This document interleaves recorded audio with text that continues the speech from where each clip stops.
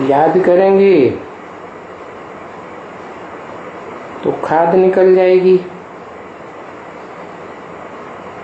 याद को योगाग्नि कहते हैं ना।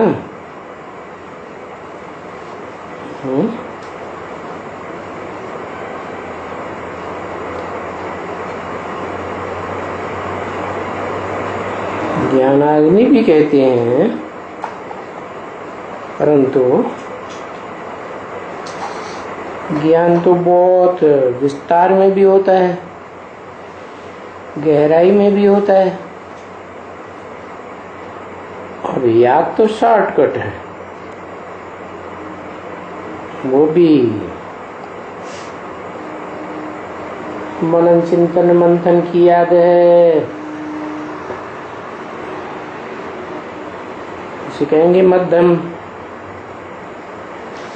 और तीव्र याद है, जिसमें एक शिव बाबा दूसरा न कोई संकल्प नहीं, मन मना भव। तीखी याद करेंगे तो जल्दी जल्दी खाद निकलेगी।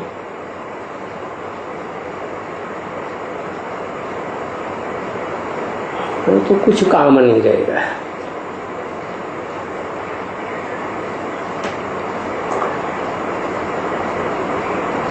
खाद रहेगी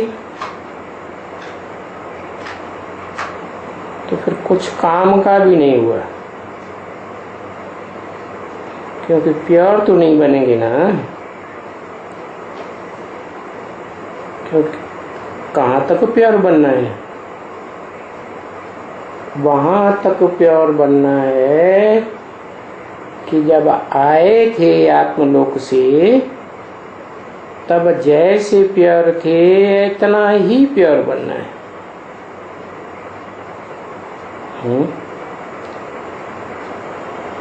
तो कैसे पता चलेगा कि हम षष्ठी रूपी रंगमंच पर कब आए थे? जिन्होंने ज्ञान लिया होगा वो तो जान गए कि 5000 वर्ष का षष्ठी चक्र है, 4 सीन है। तो कौन से सीन में आए थे कैसे पता चलेगा?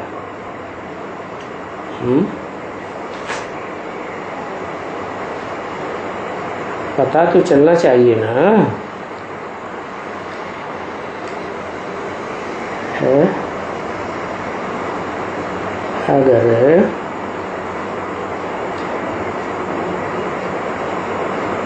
आत्मा को तो बेसिकली जान लिया कि आत्मा ज्योति बिंदु है,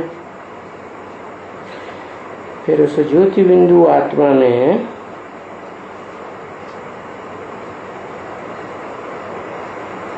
पावर कहाँ तक भरी है, और जो पावर भरी है तो जो निमित्त बनता है उसकी तो याद रहती है। मालूम पड़ता है ना कि हम ज्ञान में जो बुद्धि जा रही है वो कौन से साकार के पास ज्यादा जा रही है? जैसे मान लो ब्रह्मा कुमार कुमारी हैं तो उनकी बुद्धि ज्यादा किसके पास खींचती है? हाँ, बढ़िया होंगे तो ब्रह्मा के पास, मध्यम होंगे तो दीदी दादी दादाओं के पास, नहीं तो फिर आपस में ही एक दूसरे को गुरु बना के बैठ जाते हैं। सीढ़ी में दिखाया है ना, क्या मनुष्य मनुष्य का गुरु बन के बैठ जाता है। तो पता तो लग जाएगा ना। ब्रह्मा की सोल के बारे में तो पक्का पता चल गया सबको, वो तो कृष्ण के रूप में जन्म लेगी सती में। क्या साबित हुआ कि अगर उनको ही कोई बहुत याद करता है तो कब से आएगा? सतयुग के पहले जन्म से, पहले सीन से आएगा। तो पहले सीन में कितने कला संपूर्ण होते हैं? प्योर 16 कला संपूर्ण। कृष्ण को याद करने वाले जिनकी बुद्धि कृष्ण में ज्यादा लटकती है, खिंचती है, तो वो वहां जरूर जाएंगे। तो फिर उतना फिर प्योर भी तो बनना है ना खुद, ऐसे नहीं कि मार पीट के बने, वो हिसाब किताब खलास करके बने धर्मराज के पास जाके।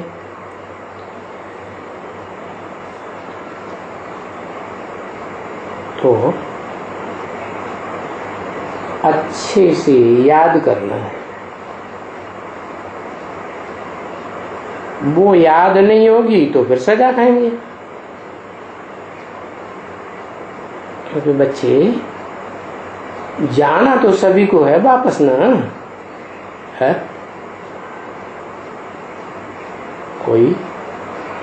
कोई आत्माएं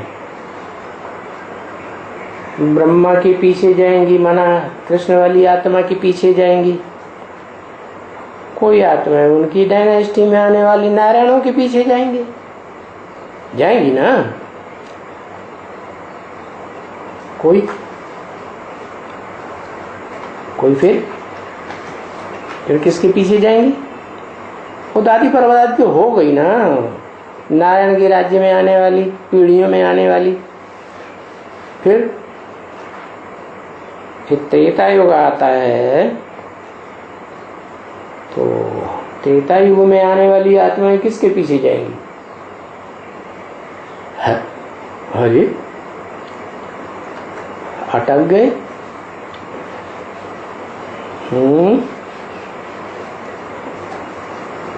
त्रेता युग में जो आएंगी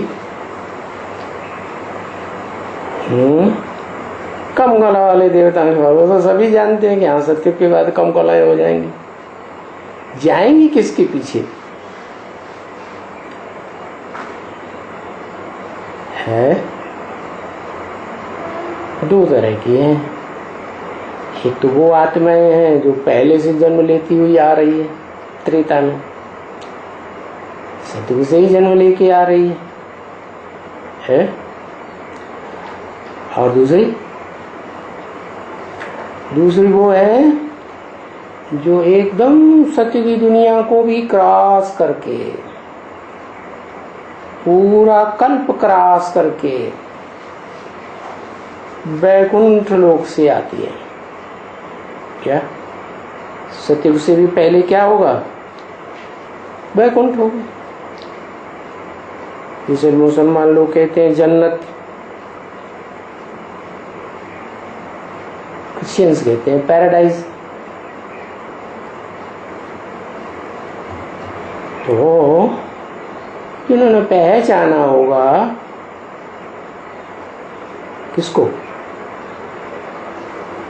है? जिन्होंने पहचाना होगा, अच्छा मान लो लक्ष्मी को पहचाना होगा, बुद्धि ज्यादा लक्ष्मी में खींच रही है, तो त्रेता की फर्स्ट जन्म में नहीं आएंगे। ये क्या कहती है शिव बाबा है? अच्छा सतयुग के आदि में जो कृष्ण वाली आत्मा है उसके साथ वो आत्माएं नहीं आएंगी। लक्ष्मी, आदि लक्ष्मी वाली जो वैकुंठ में अतीन्द्रिय सुख भोगती है क्या कलातीत स्टेज में, वो आत्माएं नहीं आएंगी सतयुग में है? तो बोला क्यों नहीं वो भी आएंगी?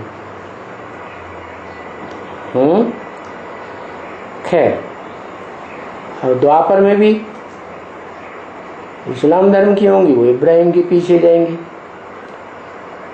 जब ज्ञान मिलेगा तो उन्हें पता तो लग जाएगा क्या है कि हम इब्राहिम के पीछे जाने वाले हैं या इब्राहिम जिनमें प्रवेश करता है उनके पीछे जाने वाले हैं।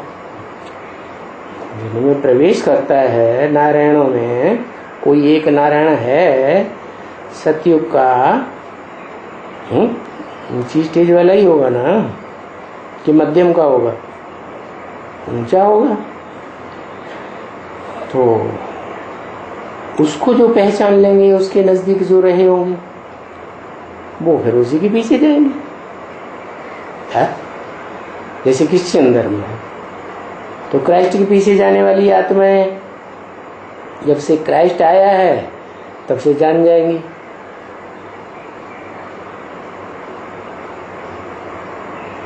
क्या जान जाएंगी? कि हमको क्राइस्ट के पीछे जाना है। लेकिन जिन्होंने जान लिया क्राइस्ट तो जीसस में प्रवेश करता है, जीसस तो उससे भी ज्यादा पुराना हो गया है, और ज्ञान मिलेगा तो ये भी जान जाएंगे वो जीसस वाली आत्मा सतयुग में आती है कि नहीं आती है, जानेंगी ना। तो वो फिर उस नारायण को पहचान लेंगी, कहाँ? संगम में ही, और उसके पीछे जाएंगी। तो वापस जाते समय सबके अपने अपने ग्रुप होते हैं। क्या है? हाँ, फिर राम सीता वाली आत्माएं किसके पीछे जाएंगी?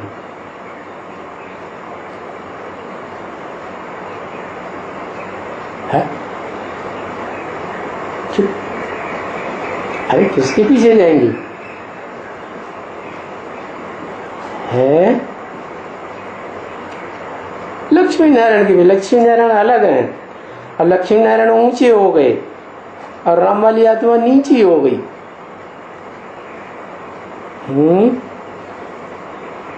ये क्या बात है? और लक्ष्मी नारायण में भी तो अव्वल नंबर का लक्ष्मी नारायण या बाद वाले लक्ष्मी नारायण? अव्वल नंबर का तो आदि नारायण कहा जाता है। तो आदि नारायण ऊंचे हो गए और राम वाली आत्मा नीचे हो गई।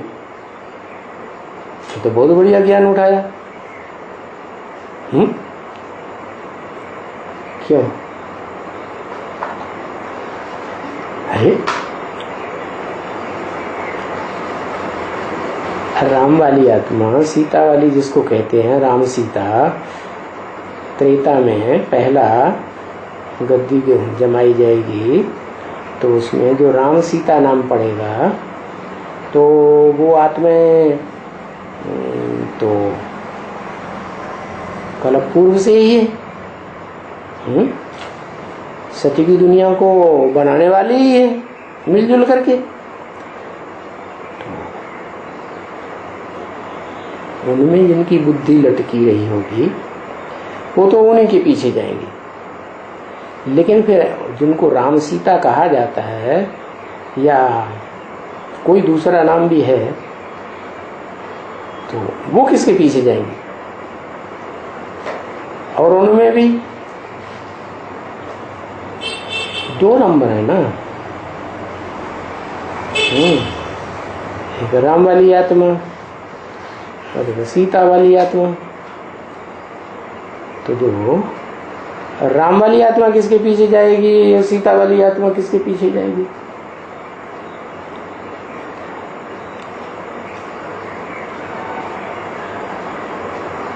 है वाह भाई, बड़ी बड़ी देर लगाते। राम वाली आत्मा, हाँ क्या? राम वाली आत्मा शिव बाबा के पीछे जाएगी। वाह भैया, वो कौन सा शिव बाबा है जिसको बाबा भी कहा जाए? कोई और शिव बाबा है? राम वाली आत्मा खुद शिव बाबा नहीं बनती है तो और कोई जो शिव बाबा के पीछे जाएगी? वाह भाई, अरे शिव बाप के पीछे जाएगी ना। तो वापस तो सभी को जाना है, लेकिन अभी ये पता लगाना है कि हमें किसके पीछे जाना है। वापस जाना है तो किसके पीछे जाना है? सबको जाना है वापस। सब सारी दुनिया की आत्माओं को वापस जाना और जाना है नंबरवार, एक के पीछे एक।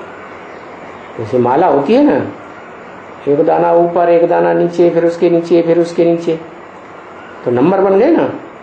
तो ऐसे ही सबको जाना। रुद्रमाला बड़ी से बड़ी कितने की है?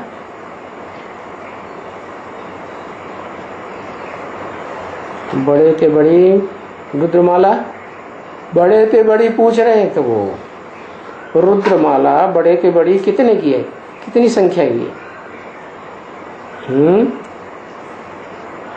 तो रुद्रमाला बड़े से बड़ी है 500-700 करोड़ की सारी रुद्रमाला है।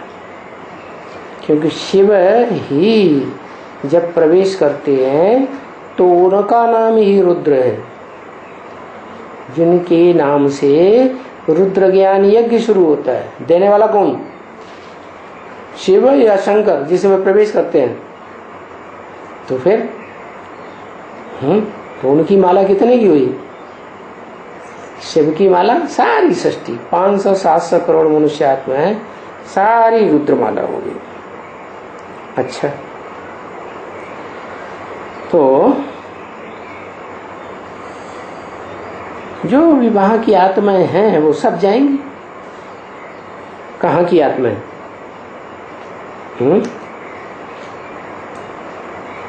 कहाँ की आत्माएं? वहां की माने परम धाम की, सुप्रीम एबोड की जो भी आत्माएं हैं वो सब वापस जाएंगे। अच्छा, शरीर तो नहीं जाएंगे ना बच्चे? है? शरीर जाएंगे, आत्माएं जाएंगी, बिंदु बिंदु बिंदु आत्माएं जाएंगी। जीव को शरीर कहते हैं ना, क्योंकि जीव आत्मा शरीर में है तो जीवात्मा कही जाती है।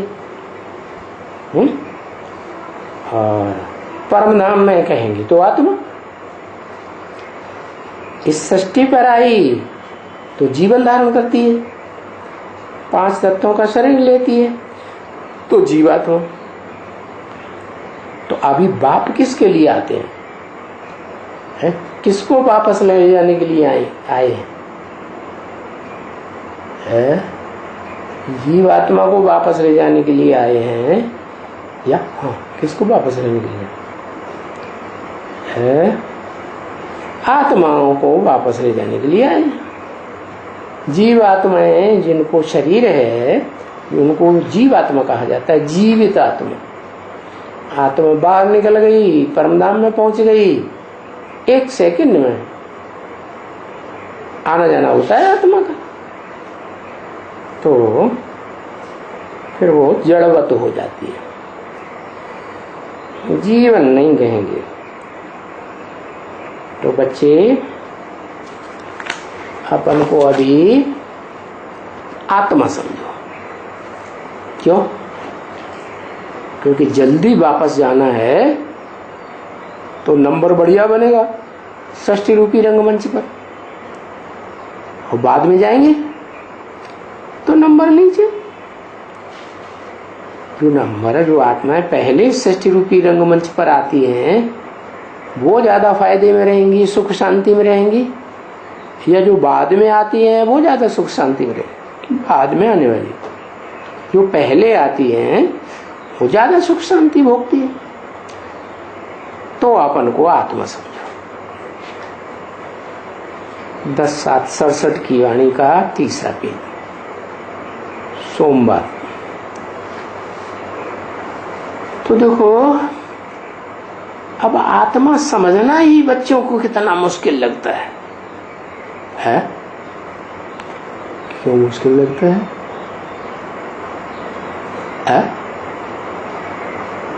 क्यों मुश्किल लगता है?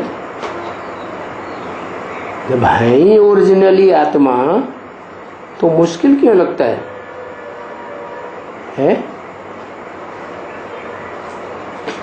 क्योंकि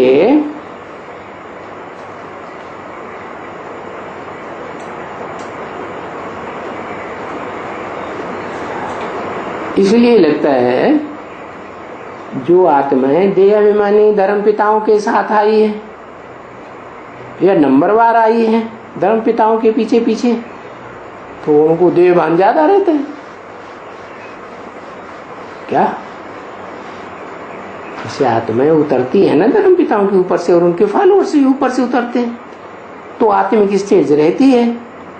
फिर बाद में जो उनके पीछे पीछे आत्माएं आती हैं वो तो इतनी स्टेज नहीं रहती और वो तेजी से नीचे गिरती है। जो पहले आती है वो पीछे पीछे आने वालों के मुकाबले धीरे धीरे गिरती है। तो किनको आत्मा समझना मुश्किल होगा है? जिस आत्मा की रोशनी आंखों से निकलती है जीवात्मा अनुभव करती है कि आंखों से रोशनी निकलती है, जो शरीर छूट जाता है तो आंखें बटन, रोशनी खत्म। तो आत्मा रोशनी तो है ना, कि नहीं है? रोशनी है।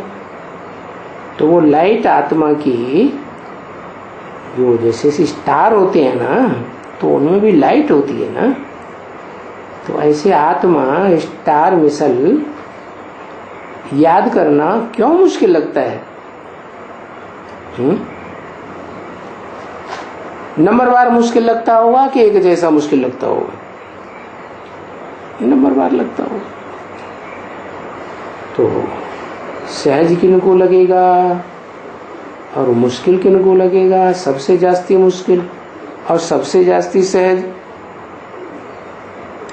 है। सबसे जास्ती सहज उनको लगेगा जो संगम युग के शूटिंग पीरियड में जब बाप आते हैं तो जिन रुद्रमाला के बाणकों को पहले तैयार होना पड़ता है वो जल्दी याद में टिक जाती है नंबरवार है। फिर वापस जाते समय 5000 वर्ष के बाद जब फिर बाप आते हैं और वापस ले जाने के लिए आते हैं तो पुरुषार्थ में उनको बहुत सहज होता है। किनको? जो इस सृष्टि रूपी रंगमंच पर बहुत पहले पहले आए थे। अब इस दुनिया में जो जितना धंधे धोरी में रहते हैं तो उनको थोड़ी ही बैठ के याद पड़ता है क्या? क्यों? बाबा ने बताया नहीं, धंधे धोरी में रहते हुए भी बाप को याद करो। कर्म करते बाप को याद नहीं करना है? करना तो है, लेकिन फिर ये भी बताया है कि सब धंधों में है नुकसान सिवाय एक ईश्वरी धंधे के। तो धंधे धोरी भी दो तरह के हो गए। एक तो दुनिया भी धंधा धोरी सिर्फ पेट पूर्ति का है, शरीर की परवरिश करने का, और दूसरा धंधा है जब समझ लिया कि हम देह नहीं है, हम तो आत्मा है, तो आत्मा की परवरिश जन्म जन्मांतर की है। तो कौन सा धंधा अच्छा? जो आत्मा का धंधा है वो धंधा करने से ज्यादा कमाई। देह का धंधा तो जो कमाई करेंगे वो एक जन्म ही चलेगी, वो भी चली चली न चोर लुटेरे लूट ले जाए, गवर्नमेंट लूट ले, आग जला दे, जमीन में धस जाए, कुछ पक्का पता नहीं। और ये जो कमाई है आत्मा की, जो परमपिता परमात्मा आते हैं तब ही मिलती है, तो ये तो अनेक जन्मों की कमाई है। तो इस धंधे धोरी में बैठ के याद करेंगे तो याद नहीं पड़ेगा? नहीं पड़ेगा। अरे ईश्वरी धंधे में रहेंगे तो याद नहीं पड़ेगा। हाँ, क्योंकि याद में बैठना उनके लिए जिन्होंने बाप को पहचान लिया सहज हो जाता है ना। और जिन्होंने पहचाना ही नहीं, धंधे दोरी बाहर की दुनिया में लगे हुए हैं, पेट के धंधे में, तो उनको कठिन पड़ता है। तो ईश्वरीय धंधे में लगना अच्छी बात है, और उसमें भी फिर नंबरवार है। कोई तो ये समझते हैं कि ईश्वरीय धंधा मुरली पढ़ ली, मुरली पढ़ के सुना दी, प्रदर्शनी कर ली, कॉन्फ्रेंस कर ली, मेले मलाखड़े में ज्ञान लेना देना कर लिया, तो वो भी तो धंधा है ना, है? तो उसमें अवस्था नहीं बनेगी। क्यों? ईश्वरीय धंधा तो कर रहे हैं। हाँ, जो जिनकी सेवा करते हैं, जिनके संसर्ग संपर्क में आते हैं, तो उनके संग का रंग लगता है कि नहीं? तो फिर वो देवान बढ़ता है। फिर आत्मिक स्थिति बनाने में थोड़ी तकलीफ होगी। और जो ये समझ जाते हैं कि ज्ञान की गहराइयों को हम जितना समझ लेंगे उतना हम फिर बाप के नजदीक ज्यादा पहुंचेंगे। तो जो मनन चिंतन मंथन में रहते हैं और ज्ञान की गहराई को ज्यादा पकड़ लेते हैं, बाप को ही याद करते हैं, बाप की वाणी को ही याद करते हैं, बाप के महावाक्य भी याद आते हैं, और बाप ने जो काम दिया है क्या खास, मन मना भव। तो किसके मन मना भव, ये बुद्धि में बात चलती है। ब्रह्मा के द्वारा बोला शिव ने, तो शिव को तो मन ही नहीं है? तो किसने कहा मन मना भव? जरूर कोई है ना जिसमें प्रवेश करके कहते हैं मन मना भव। तो वो है जिसमें शिव बाप पहले प्रवेश करते हैं। तो जिसमें भी प्रवेश करते हैं उसका नाम ब्रह्मा रखना पड़ता है।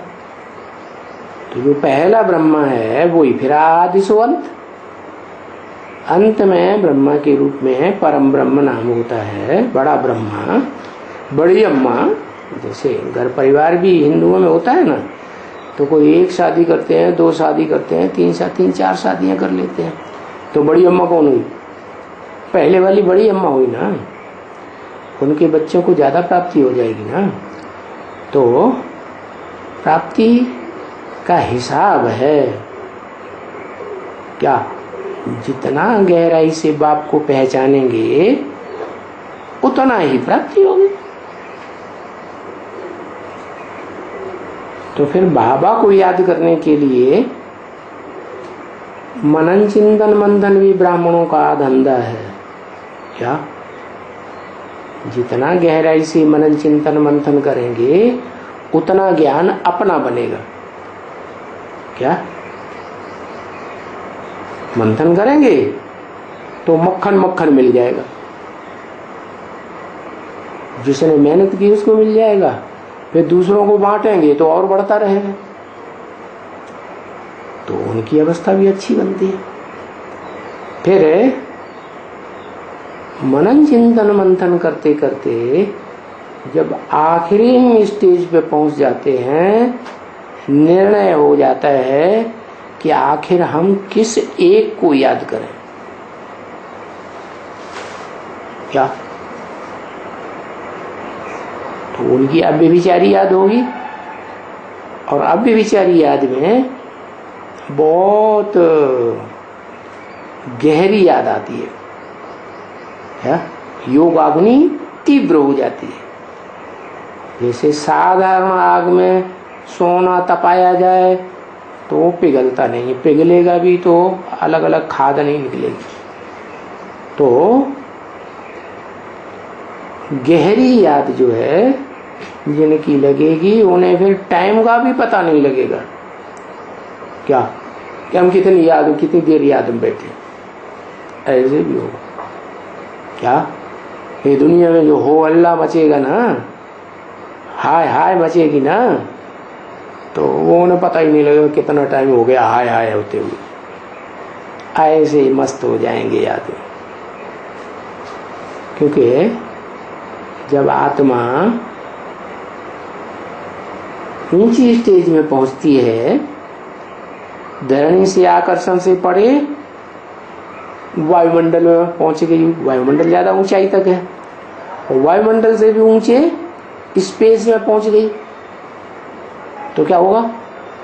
स्पेस में जो चीज पहुंच जाती है तो उसको आकर्षण होना बंद हो जाता है, देह का, धरणी का, तो ऑटोमेटिक याद हो जाती है। तो फिर बाबा कहते हैं अगर अपन को आत्मा भी नहीं समझते हो तो क्या करोगे? तो कम से कम शिव बाबा को तो याद कर सकते हो, है? अरे बोला तो ये है अपन को आत्मा समझ, बाप को याद करो, है? अभी बात पलट गई क्या? है? आत्मा नहीं भी समझेंगे तो भी क्या याद आएगा? है? नहीं याद आएगा? है?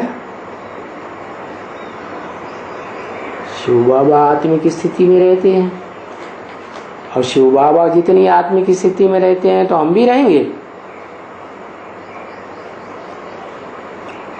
है? हाँ, जैसे को याद करेंगे वैसी स्थिति बनेगी। तो ये तो पक्का समझ लिया ना कि याद से ऊंची प्राप्ति क्या होती है? विश्व की बात सही, इससे ऊंचा तो और कुछ होता नहीं। योग बल से प्राप्ति क्या? सबसे ऊंची प्राप्ति क्या है? इस दुनिया में जितने भी 500-700 करोड़ आत्माएं हैं, कोई भी सामने आ जाए तो झुक जाए, क्या? क्रॉस करने की हिम्मत न करे। ऐसी योग बल की पावर पराकाष्ठा में होगी तो क्या होगा? है? तब क्या होगा? तो कौन सी प्राप्ति होगी? कौन सा वर्षा मिलेगा? है?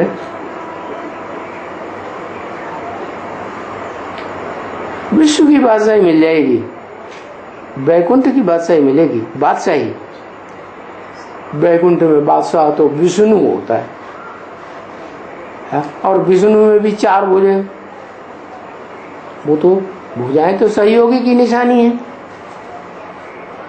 तो 4 थोड़े विश्व के बादशाह होंगे वैकुंठ की दुनिया के, एक ही होगा ना। तो उसमें भी नंबरवार है, भुजाओं में भी जो सहयोगी भुजाएं हैं वो भी नंबरवार। तो अभी बात आई कि जिनको आत्मा भी नहीं याद आती है वो शिव बाबा को तो याद कर सकते हैं।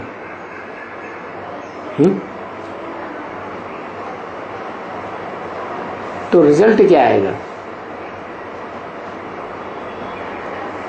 है? अब उसमें बात आती है, कोई शिव बाबा को ज्यादा याद करेंगे, है? एक ही शिव बाबा को याद करेंगे, दूसरों को याद नहीं करेंगे।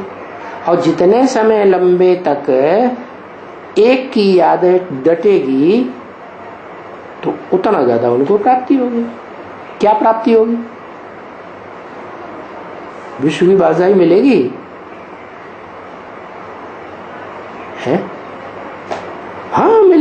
नहीं मिलेगी, लेकिन नंबरवार ही तो मिलेगी। क्या नंबरवार माने है? जैसे कोई राज्य होता है ना, तो राज्य में कोई सेनापति होता है, कोई छोटे बड़े मंत्री होते हैं, कोई महामंत्री होता है? तो सबसे ज्यादा सहयोगी कौन हुआ? महामंत्री? नहीं। और राजा की रानी की बात ज्यादा चलेगी कि महामंत्री की चलेगी? है ज्यादा किसकी चलेगी? प्रेफरेंस ज्यादा किसको दिया जाएगा? राजा को? हाँ, रानी को? हाँ। तो आत्मा भी याद नहीं कर सकते हो तो शिव बाबा को याद करो, तो ये तो सहज हो गया। क्योंकि आत्मा को याद करना मुश्किल हो जाता है, क्या बताया? जो धंधे धोरी में रहते हैं उनको क्या बताया? आत्मा को याद करना कठिन पड़ता है, तो उनके लिए तो बहुत सहज बात बता दी। क्या बता दिया? क्या बता दिया है? कि साकार को याद करो, निराकार। साकार में निराकार तो है ही, शिव बाबा कहा जाता है, वो तो जन्म जन्मांतर साथ रहेगा ना। जो ज्यादा याद करेंगे भले प्रजावर्ग की आत्माएं हो तो भी राज परिवार में साथ रह सकते हैं या नहीं है? मान लो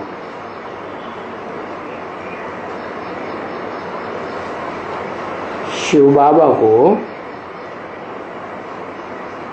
उन्होंने ज्यादा याद किया, प्रजावर्ग की आत्माएं हैं, तो प्रजावर्ग की आत्माओं को तो वर्षा नहीं मिलता है। प्रजावर्ग में भी ऐसी होंगी ना। भक्त किस्म की आत्माएं, शिव बाबा के भक्त भी तो होते हैं। तो जो शिव बाबा के भक्त होंगे उनमें भी वही है। अभी विचारी याद वाले भक्त बहुत होते हैं। यथा राजा था प्रजा, ये क्या बात? राजा ने जितना पुरुषार्थ किया होगा उतना प्रजा करेगी क्या?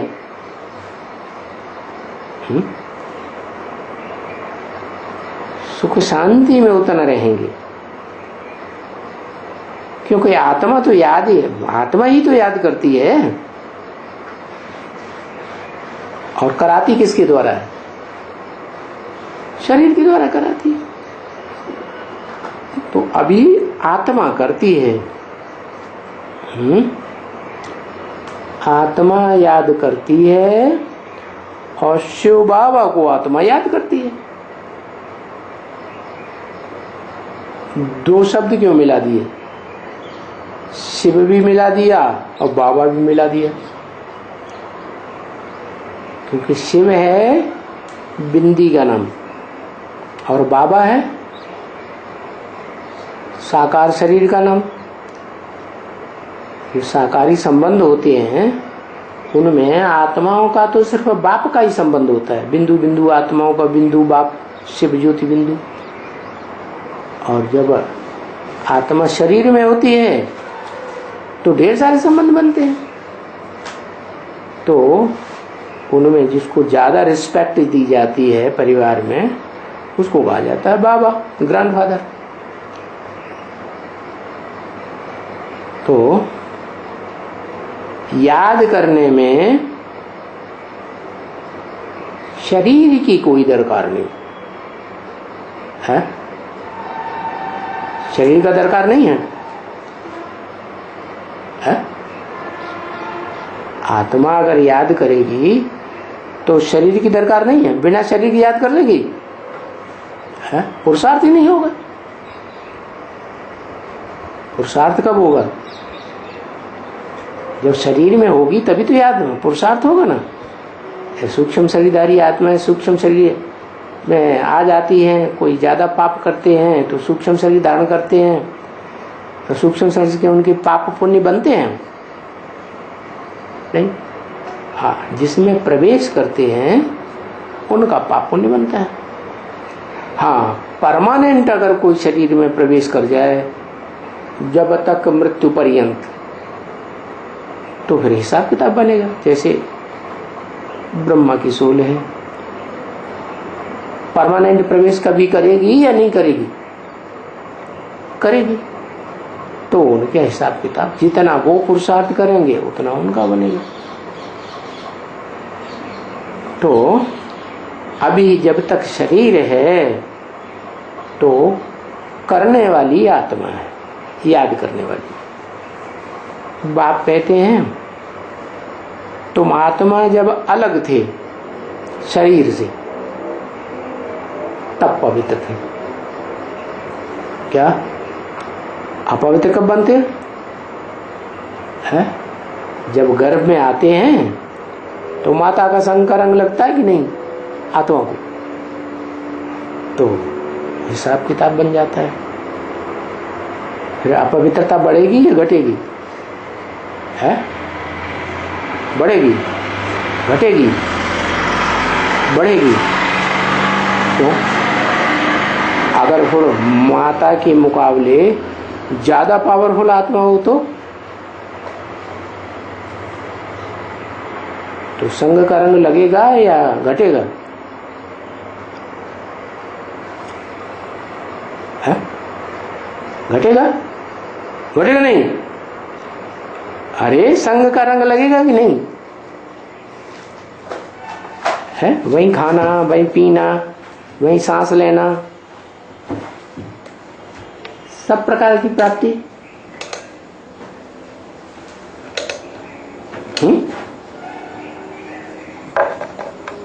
तो जिनका खाना करते हैं, जिनसे पीना करते हैं, परवरिश लेते हैं, जब बाहर आते हैं गर्भ से तो फिर नंबरवार हो जाता है।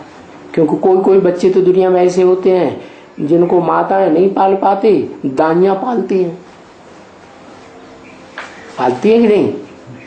तो उनके साथ हिसाब किताब नहीं बनता है। माता उनके साथ कम रहेगी, नौकरी धंधे में चली जाती है? और कोई दाई रखी हुई है घर में, उसके साथ ज्यादा रहेगा बच्चा, तो किसका संग ज्यादा लगेगा? दाई का लगेगा ना। तो ये हिसाब किताब बनता है, जिसका भी संग रहेगा और उससे जितनी भी ज्यादा प्राप्ति होगी उतना हिसाब किताब बनेगा। तो जो सुप्रीम एबोर्ड परमधाम है आत्मलोक, उसमें तो किसी देहधारी का संग है ही नहीं, तो पवित्र होते हैं। तो पहले पहले जब इस सृष्टि पर आए थे तो पवित्र है।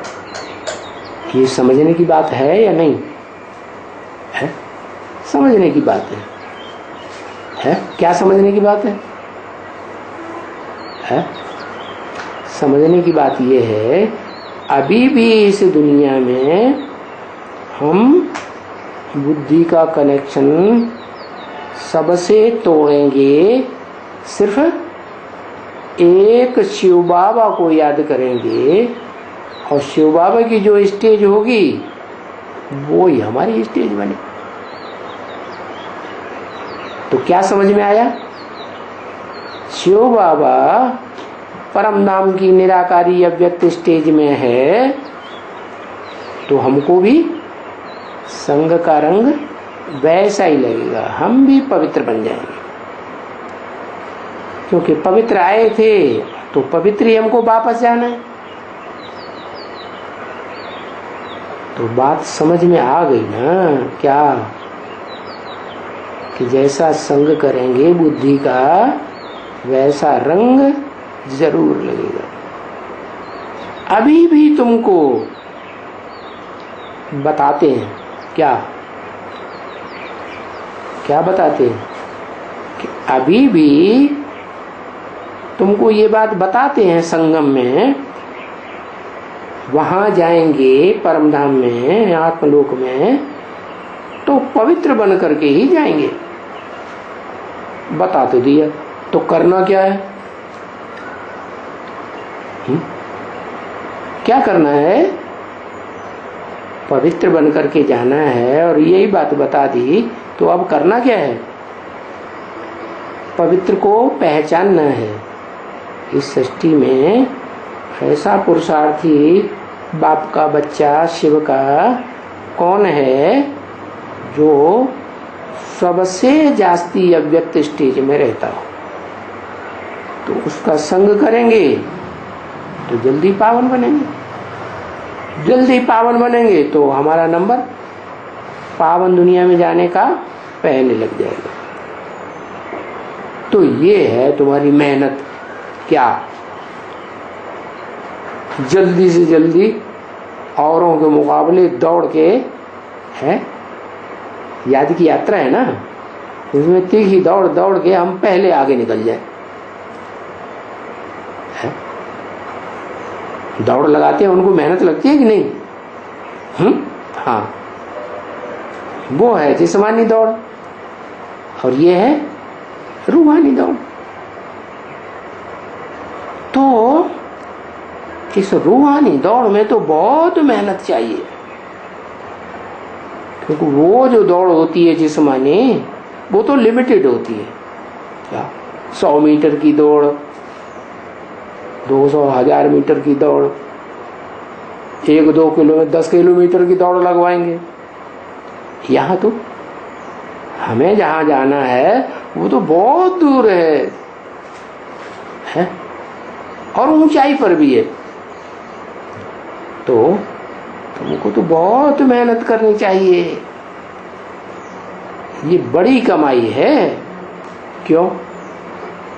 कि दुनिया में जो जिस्मानी कमाई होती है वो तो एक जन्म की होती है और ये है अनेक जन्मों की कमाई। भले उस दुनिया में भी जो अच्छे कर्म करते हैं, पुण्य आत्मा बनते हैं, तो अगले जन्म में उनको उसका उजूरा मिल जाता है। 1-2 जन्म उजूरा मिलता है, क्योंकि जो कर्म दुनिया में भी अज्ञान काल में किए जाते हैं, तीव्रता से किए जाते हैं, तीव्र संकल्प लेकर के, तो उनका फल जल्दी मिलता है। और जो कर्म धीमी गति से किए जाते हैं तो उनका फल देर में मिलता है। तो अभी तो एक ही जन्म है, लास्ट जन्म, उसमें तो बड़ी कमाई करनी चाहिए। देखो यहां इस दुनिया में कितने बड़े बड़े साहूकार हैं। किस चीज के हैं? स्थूल धन संपत्ति के कितने बड़े बड़े साहूकार हैं, और उनका नाम अखबारों में निकलता है। कितना उनका मान होता है। पदम पदम पति हैं। क्या संख्याओं में ऊंची संख्या बता दी सबसे। कोई अरब के मालिक, कोई खरब के मालिक। तो दुनिया की बात क्यों की बाबा ने? है कि इस दुनिया से टैली करो। उनकी जो स्थूल धन की कमाई है, तुम्हारी कौन सी कमाई है? तुम्हारी है ज्ञान धन की कमाई है, जो ईश्वरीय धन है, वो ईश्वर से ही मिलता है? वो धन आपस में कमाई करते हैं। धंधा डोरी कुछ भी कहेंगे, व्यापार भी तो आपस में लेन देन करते हैं, आपस में एक दूसरे से लेते हैं। और यहाँ तो देने वाला एक ही ऊंचे ऊंचे पाप है। और कितना देते हैं? उसके पास तो अखूट खजाना है। क्या? उसकी गिनती भी नहीं कर सकते। क्या कहते हैं? उसके पास जो ज्ञान का धन है, उसके लिए कहते हैं कि वो इतना धन है कि उसका आदि और अंत ही नहीं हो सकता। जैसे दुनिया में पढ़ाइयाँ होती है ना, ज्ञान लेते हैं, तो उस ज्ञान का भी कोई अंत नहीं हो जा रही, जिंदगी पढ़ते रहो, सब कुछ जानकारी दुनिया की नहीं मिलेगी। और वो भी इसी एक जन्म की जानकारी हो, ज्यादा से ज्यादा 2500 वर्ष की जानकारी, पास्ट की, हिस्ट्री की। और ये तो है पूरे कल्प की जानकारी। और हमारी आत्मा में जो संस्कार हैं, उन संस्कारों को फॉलो करने वाली जो हमारी दुनिया है जन्म जन्मांतर की, उन आत्माओं के बारे में भी हमको पता चलता है। कितना विस्तार में ज्ञान हो जाता है। तो देखो, दुनिया के बड़े बड़े साहूकार हमारे मुकाबले क्या हैं? क्यों है? क्योंकि उनकी जो धन संपत्ति है वो उनके पोत्रे पड़पोत्रे ज्यादा से ज्यादा कोई खा ही नहीं पाएंगे, क्योंकि अभी दुनिया का विनाश सामने खड़ा है। और तुम्हारी कमाई तो अनेक जन्मों की है, आत्मा की कमाई है ना, आत्मा का कनेक्शन अनेक जन्मों से है। और दूसरी बात सबसे बड़ी ये कि बाप कहते हैं कि ये जो तुम्हारे धन है, ज्ञान धन, ये स्थूल धन बन जाएगा। क्या मतलब? यहां भी बन जाएगा और अगले कल्प में भी बन जाएगा। जो यहां जितना ज्ञान धन कमाएगा, आगे चल के इसी जन्म में अनुभव करेंगे कि जिनके पास ज्यादा ज्ञान धन है उनको लोग अपनी सारी धन संपत्ति अर्पण करने लगेंगे। क्या? तो सबसे जास्ती धनवान कौन बनेंगे? हद की धन संपत्ति के भी और बेहद की धन संपत्ति के भी तुम बनोगे ना। अभी विलायत में देखो, अरबों खरबों के धन की तो कोई उनको कमी ही नहीं है, परंतु फिर भी जो आत्मा का सुख है, आत्मा जिसे कहते हैं मन बुद्धि को, मन जिसे कहते हैं संकल्प शक्ति, तो संकल्पों में खुश हैं। विलायती लोगों के जो अंदर अंदर मन में संकल्प चल रहे हैं, उन संकल्पों के आधार पर वो खुश हैं, सुख में रहते हैं। लो, सुख में नहीं रहते। अरे इंद्रियां तो नीचे हैं, कम ताकतवर है। इंद्रियों को कंट्रोल करने वाला तो मन है ना, तो मन ही सुखी नहीं तो इंद्रियां तो कितना भी सुख दे दो, क्या मन जो है वो उस सुख को एक्सेप्ट ही नहीं करेगा। तो देखो, स्थूल धन तो दुनिया वालों के पास बहुत है, परंतु विलायतियों के पास भी सुख तो नहीं है ना। देखो, दुख ही दुख है ना। क्या? क्यों कहा दुख ही दुख है? ज्यादा धन संपत्ति होगी, है वेल्थ बहुत होगी, तो हेल्थ अच्छी रहेगी ना। हेल्थ अच्छी रहेगी तो बीमार कम पड़ेंगे ना। जिनके पास ज्यादा धन होता है वो ज्यादा बीमार पड़ते हैं। क्या होता है? जिनके पास ज्यादा धन होता है वो फिर दुरुपयोग करते हैं। क्या? धन का सदुपयोग नहीं करते, तो दुरुपयोग करेंगे तो दुख ही मिलेगा।